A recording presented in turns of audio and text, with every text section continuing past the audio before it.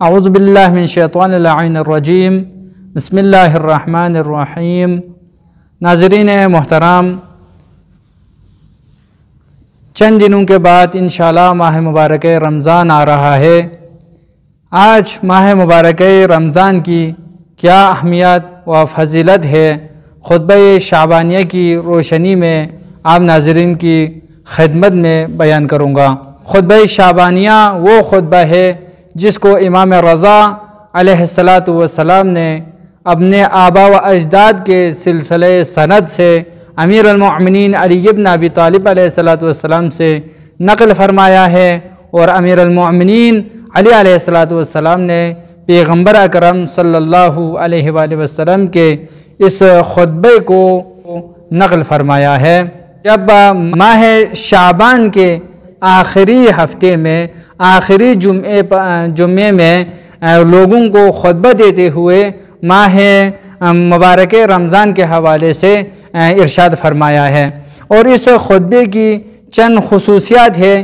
ان خصوصیات میں سے، ان فضیلت میں سے ایک یہ ہے کہ پیغمبر اکرم صلی اللہ علیہ وآلہ وسلم نے سب سے پہلے ماہ مبارک رمضان کی کیا فضیلت ہے، کیا اہمیت ہے، ان کو لوگوں کے سامنے بیان فرمایا ہے۔ اور دوسری خصوصیت یہ ہے کہ اس خطبے میں پیغمبر اسلام صلی اللہ علیہ وآلہ وسلم نے ماہ مبارک رمضان میں روزہ دار کی کیا ذمہ داری ہے، کیا کرنا چاہیے اور کیا نہیں کرنا چاہیے، ان تمام ذمہ داریوں کی طرف اشارہ فرمایا ہے۔ اور تیسری خصوصیت یہ ہے کہ اس خطبے کے آخر میں پیغمبر اسلام صلی اللہ علیہ وآلہ وسلم نے فضیلت امیر المؤمنین علی بن ابی طالب علیہ السلام کو بیان فرمایا ہے۔ اس خطبے سے ہمیں یہ معلوم ہوتا ہے جس طرح ذات پروردگار عالم کے ہاں، جس طرح پیغمبر کے ہاں کہ ماہ مبارک رمضان کی جتنی اہمیت و فضیلت ہے، اتنی اہمیت و فضیلت امیر المؤمنین علی بن ابی طالب علیہ السلام کی بھی ہے۔ خطبے کی ان تینوں خصوصیات کو الگ الگ کر کے انشاءاللہ آپ ناظرین کی خدمت میں بیان کروں گا۔ سب سے پہلے آج ماہ مبارک رمضان کے حوالے سے کہ رسول اللہ صلی اللہ علیہ وسلم فرماتے ہیں، یا ایھا الناس انہ قد اقبل الیکم شہر اللہ، اے لوگو تمہاری طرف اللہ کا ماہ آ رہا ہے۔ کس طریقے سے آ رہا ہے؟ بالبرکۃ والرحمۃ والمغفرہ، اللہ کے برکتوں کو لے کر، رحمتوں کو لے کر اور مغفرت کو لے کر تمہاری طرف آ رہا ہے۔ شہر هو عند اللہ افضل الشہور، یہ جو مہینہ اللہ کے ہاں یعنی دوسرے مہینوں سے افضل ہے، یعنی دوسرے جو 11 مہینے ہیں ان سے سب سے زیادہ فضیلت اس ماہ کو اللہ کے ہاں اس ماہ کی زیادہ فضیلت ہے۔ وَأَيَّامُهُ أَفْضَلُ الْأَيَّامِ، اس ماہ مبارک رمضان کے جو ایام ہیں وہ دوسرے مہینوں کے ایام سے افضل ہے۔ وَلَيَالِهِ أَفْضَلُ اللَّيَالِي، اور اس ماہ کے جو راتیں ہیں وہ دوسرے مہینوں کے راتوں سے افضل ہے۔ وَسَاعَاتُهُ أَفْضَلُ السَّاعَاتِ، اور اس ماہ مبارک رمضان کے جو ساعات ہے، لحظات ہے، وہ دوسرے مہینوں کے لحظات سے، ساعات سے افضل ہے۔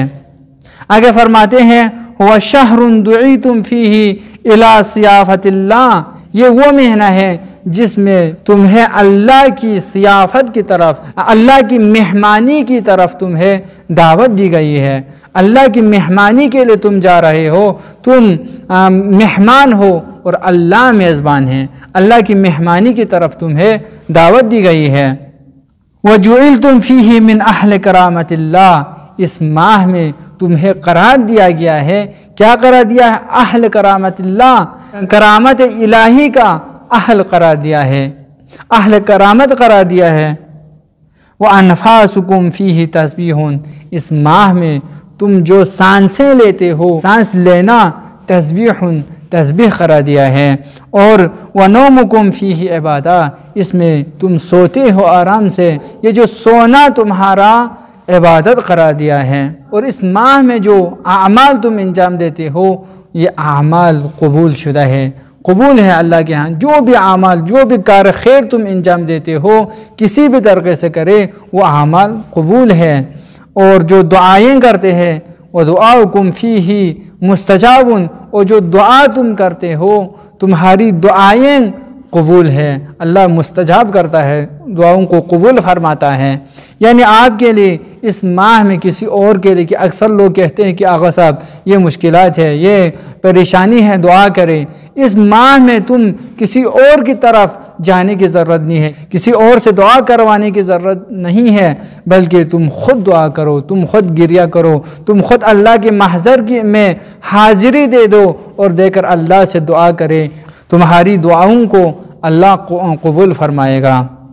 اور بس جب دعا قبول فرمائے گا تو فرماتے ہیں فَاسْأَلُوا اللَّهَ، تم اللہ سے سوال کرو۔ کیا سوال کرو؟ کس طریقے سے سوال کرو؟ یہ بھی پیغمبر اکرم صلی اللہ علیہ وسلم نے ارشاد فرما رہا ہے کہ تم سچی نیتوں کے ساتھ دعا کرو اور پاک و پاکیزہ قلب کے ساتھ، پاک دلوں کے ساتھ، سچی نیتوں کے ساتھ اللہ سے دعا کرو۔ کیا دعا کرو؟